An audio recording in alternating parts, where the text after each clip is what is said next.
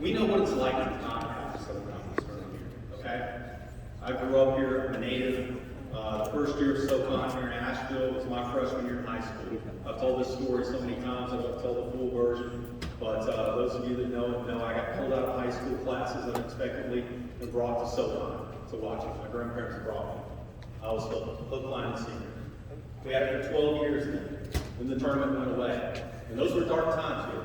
We were missing something that we didn't know was as good as it was. The tournament went away, it came back. It's been here for 12 more years. So this upcoming year will be year 25 that the Southern Conference Tournament has been here in Asheville. So, now what I'm going to tell you is, I hope to be here 25 years from now, when we can double that. We want to keep this tournament here, and so many of you are instrumental in that drive, so thank you very much. I'm going to bring up a man who is very important to the things we do. He's on the board of the Asheville Regional Sports Commission. He is our Buncombe County Tourism Development Authority rep on our board. They had a big morning. They handed out a lot of money at their board meeting, some of which will go to this building, which will help make this a better experience for you in years to come when you come here for this tournament. It'll allow us to do a lot more things and load us up with a lot more events. So we're really excited about the work the BCTDA does and does to explore Asheville. So without further ado, Mr. Larry Crossman, the General Manager of the Foundry Hotel. This is over. Excited.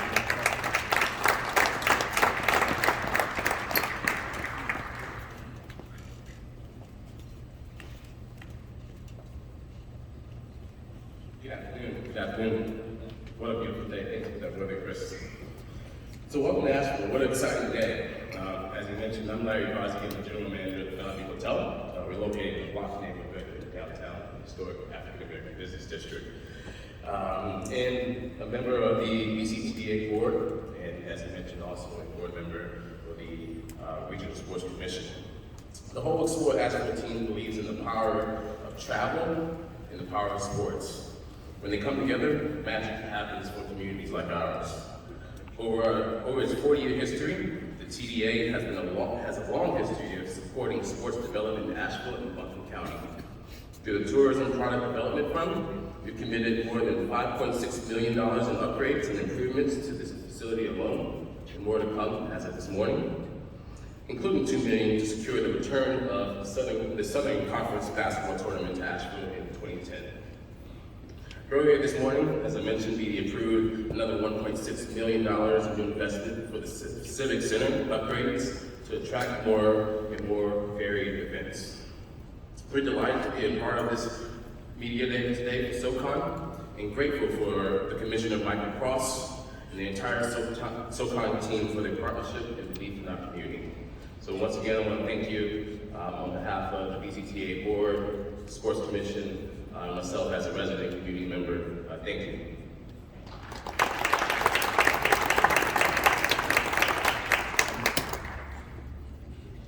Larry, thank you. Now let's get some remarks from a gentleman who the game of basketball is near and dear to his heart, I can assure you of that. The Southern Conference Commissioner, Dr. Michael Cross. Michael.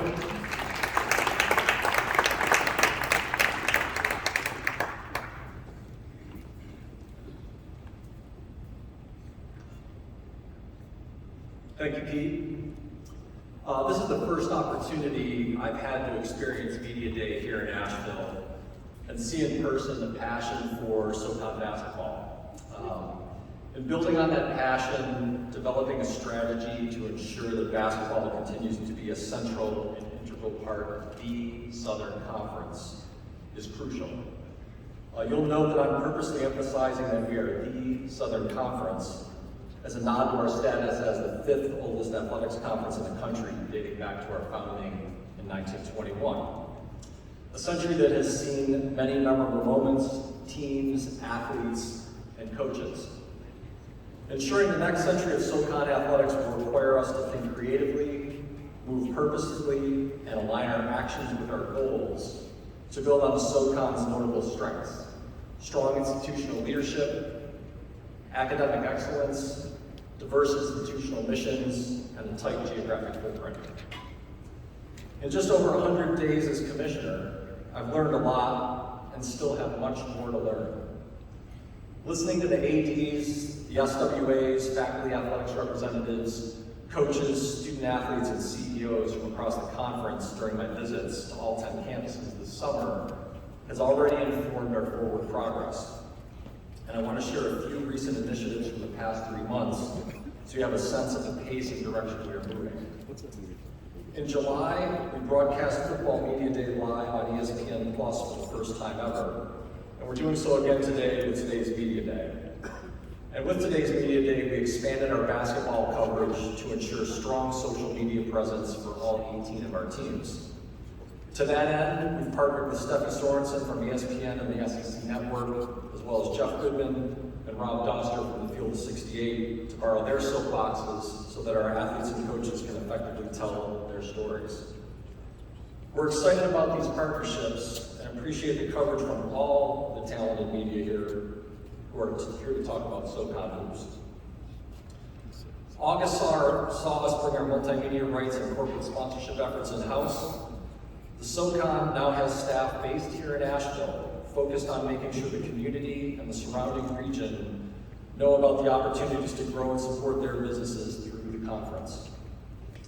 One of the best examples of these strong relationships is Eagles Markets, an incredible supporter of our basketball championships. We can't thank Melissa Level and her team at Eagles enough for all they do throughout the year, from serving as title sponsor of the basketball championships to supporting today's events. There are significant contributions from others who are here today as well. Kevin Reynolds and Penske have been a SoCon supporter for decades.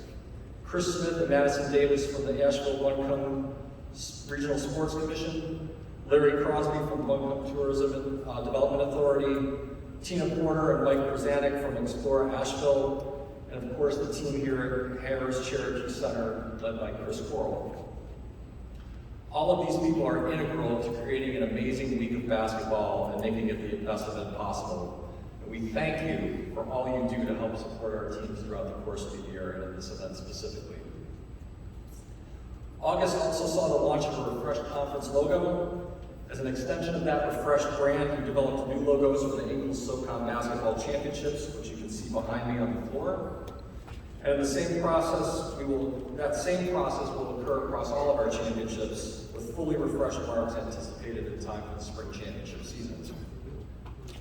The launch of the modernized SoCon branding produced the conference's highest ever number of impressions in the history of our social media accounts. And the success of that social media campaign made it clear we need to apply additional resources in the places where our fans get their information. To do so, yesterday we announced the hiring of 2 new associate commissioners who will be dedicated to expanding our social media efforts, enhancing storytelling, creating content, broadcasting, and developing a year-round strategy for our communication efforts. Amplifying our voice, establishing our tone and attitude, and building our communication strategy will be a focus throughout the course of this coming basketball season. August, September, and October also saw a number of other notable educational initiatives, including the Southern Conference Undergraduate Research Forum, or SURF, and LEAD, which is a training session for faculty members who are transitioning to administrative roles. The commitment to extend the Southern Conference impact beyond just athletics by bringing students, faculty, and academic leadership together remains unwavering. We just announced a conference-wide partnership with We Coach, a national organization committed to the career development and mentorship of female coaches in all of our sports. And in advance of this year's elections, we continue to encourage community engagement by partnering with Civic Nation, a national voter organization. Municipal and state level engagement is important to supporting these events and have significant economic impact from this championship. And I want to thank the local, regional, and state representatives that are here today for all they do to support the SoCon. Assistant Buncombe Manager Takesha Wesley, Buncombe County Sheriff Quentin Miller, Asheville Councilwoman Sandra Kilgore, Asheville City Manager Deborah Campbell, and Assistant City Manager Rachel Wood, Buncombe County Commissioner Al Whitesides. We thank all of you for your support of the conference and for your leadership in public service. Looking forward to the next 3 to 6 months, building on the SoCon's strong basketball reputation and championship aspirations of our athletes and coaches will be the focus in order to address the challenges that are surrounding college basketball. The notorious BIG fans here today are familiar with the song More Money, More Problems. That title could easily be applied to the multi-billion-dollar infusion of new revenue that is coming into the college sports ecosystem via the college football playoff and Power 5 conference media agreements. Those revenues will further separate the ACC, Big 10, Big 12, and SEC from the rest of Division I, and it fueled conference realignment and will expand the legal challenges around athlete employment, unionization, health and safety, and increase the name, image, and likeness influences that are happening in recruiting. Those dollars will absolutely affect the SoCon and our basketball programs and their path to March Madness. The new economic resources going to Power 5 make a strong case for change that should inform how the SoCon thinks about its future and the need to align incentives and resources with our vision for the SoCon's future. Despite challenges to our place in the basketball landscape, the SoCon continues to be a national example of what can happen when exceptional academic institutions attract excellent student athletes and provide them with strong coaching, leadership, and mentorship. We do far more than most to maximize the resources that are available to us. If you've heard me speak before, you know my love of the popular book and movie Moneyball, a story of how the Oakland A's used data to compete as a small market baseball team with a budget that was a fraction of the franchises in major markets like Boston and Los Angeles. Moneyball is instructive for the SoCon. It's our best opportunity for success to value what others don't and utilize first mover advantages to identify data-driven solutions to the problems that come from an unbalanced economic environment. At the heart of Moneyball is a sense of boldness, a willingness to make a backdoor cut, if you will, and to think differently. So we have two choices about how to navigate the college basketball landscape. We can curse the darkness or light a candle. And I much prefer to light a candle, and I hope you do too. In keeping with the Moneyball theme, we've already lit one candle. I'm proud to share today, although it's not been publicly announced yet, that the SoCon will be the first conference in the country to partner with HD Intelligence, a company dedicated to using advanced basketball analytics to offer support for our men's and women's basketball teams. The SoCon's coaches will have the opportunity to use data analytics, receive support from insightful data analysts, and help them win games and recruiting battles and improve our March Madness access and opportunities. We're excited about that partnership and thank you for being here today. In conclusion, I'd like to ask the student athletes who are in attendance today to please stand.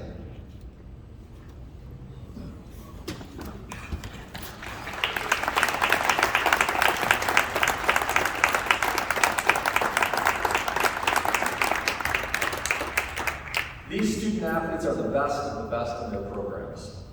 The life of a college athlete isn't easy. Playing basketball at the Division I level is physically, mentally, and emotionally demanding and requires a ton of sacrifice. I hope to take advantage of the opportunity you all have today to share with the media your personal stories and promote your teams. We all look forward to watching you compete and to cheering you on throughout the winter as you represent your schools and the SoCon. Let's take a moment again to extend our appreciation for their efforts and their representation all over.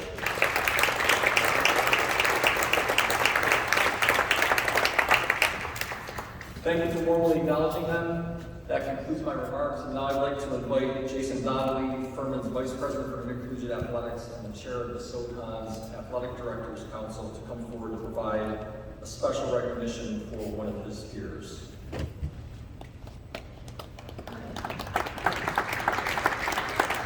Thank you, Michael, and best wishes to all the coaches, players, and teams. This is a little bit unexpected, but I have the honor and the privilege to recognize a colleague of mine who's retiring after almost 100 years of service in Southern Conference. Richard Johnson, please stand up. The last time I saw him, he was in his third trip to the dessert bar. And is anyone, Richard Johnson, can you please stand? Look, guys, let's give it a hand for Richard Johnson.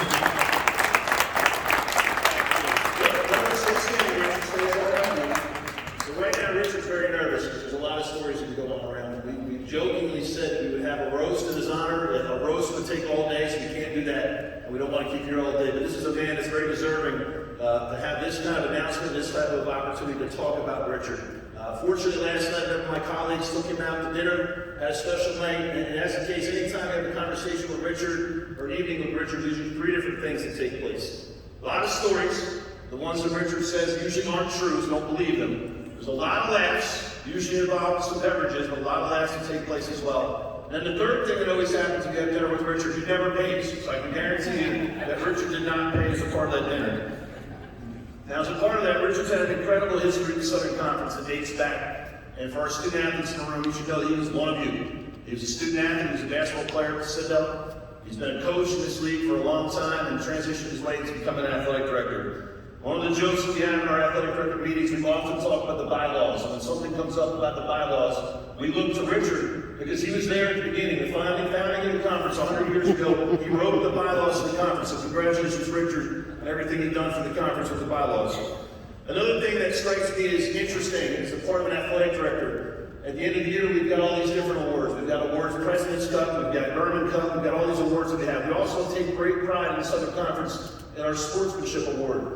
I'd like you to know that Richard is the only athletic director that I've ever made that actively campaigns for Sportsmanship Award votes. And Wofford's been a recipient of that many times, so congratulations to Richard.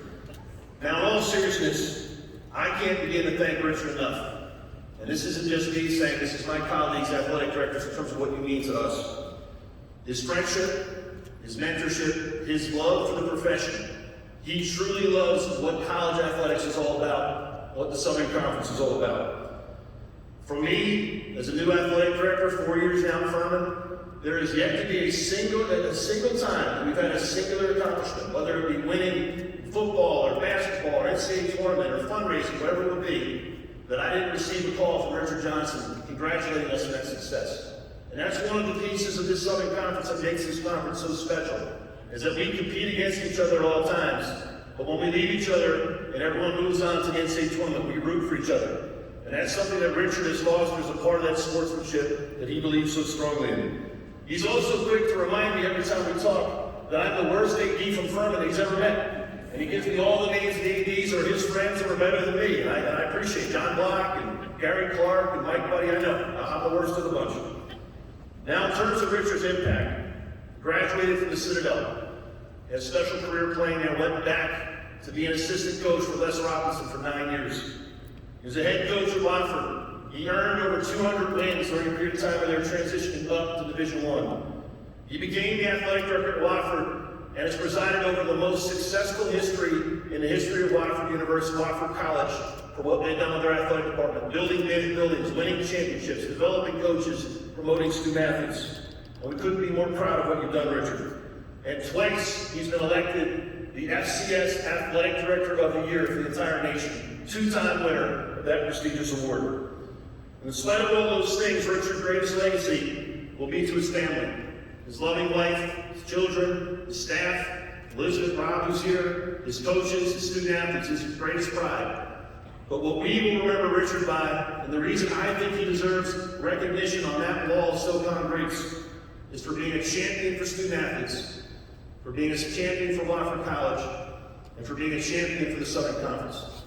But what I'll remember the most about Richard, the people I hear know him best, will remember him for being our friend. So I want to call up Richard, I want to call up all our athletic directors who are still in the room for a picture. We gave him a case of wine last night, it's already gone. So we can't show you the case of wine that's already been drank. But Richard, come on up, Martin, everyone, all the ADs, clubbers, get a photo. And now, Richard Johnson, please stand ovation for Richard.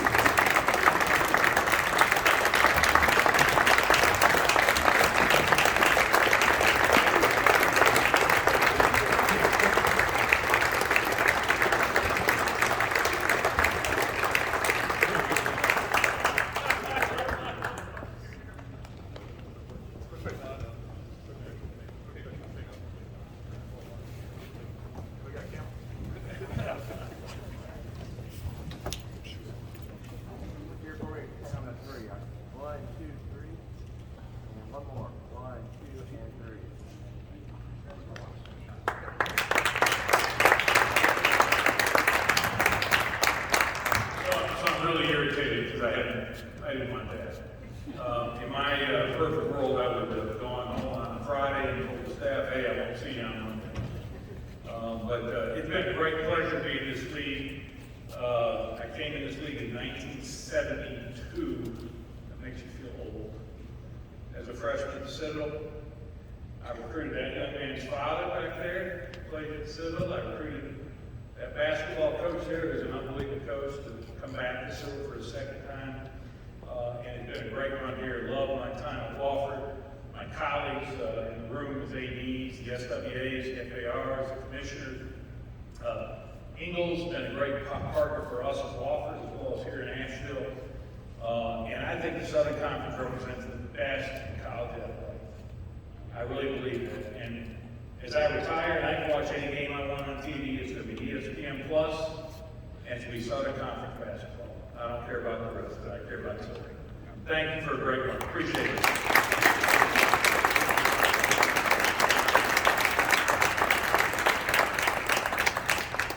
Congratulations, Richard, maybe one of the tallest athletic directors in SoCon history. And I got to tell you, I've had the pleasure of laughing hilariously with Richard over the years, as like you. I've also had the pleasure that some of you maybe have, but not many, of seeing him chew out his team in a huddle during a timeout. But he was a really good basketball coach before he became an athletic director. But congratulations on a job well done.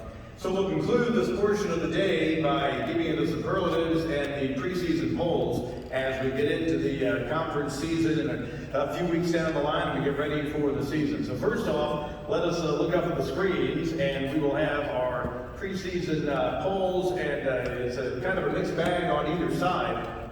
As we have on the preseason coaches poll for the women, it's ETSU and then Chattanooga. I thought they were going to put them on the boards, I'll just tell them to you. ETSU is picked first, Chattanooga second in the coaches poll on the women's side. And on the media poll on the women's side, Chattanooga, the reigning tournament champ, and ETSU are 1 and 2. On the men's side, Furman is the pick to repeat as SoCon champ and also win the regular season championship. UNCG on the coaches poll is picked second behind Furman. And for the media poll for the men, Furman is the #1 pick. And Western Carolina, which gave a tussle, of course, last year in the semifinals, is picked #2 in the men's media poll. The preseason women's player of the year is the reigning player of the year, Rachel Rose from Wofford College, after a fantastic debut season for the Terriers. And the preseason men's player of the year is Vontarius Fulbright from Western Carolina, coming off a fabulous season last year and part of an exciting Cat and Mouse team. So congratulations to our preseason recipients, player of the year, and also our all tournament teams. That information will be available, of course, here at the site. We'll do breakouts now with the media. We'll get ready for an exciting season. And of course, we'll all be back here for the Eagle SoCon Basketball Championships in March, in what should again be a great, great event for both the men and the women. Thanks everybody for being here, and a pleasure to be back with you this year. Hope you have a great rest of your day.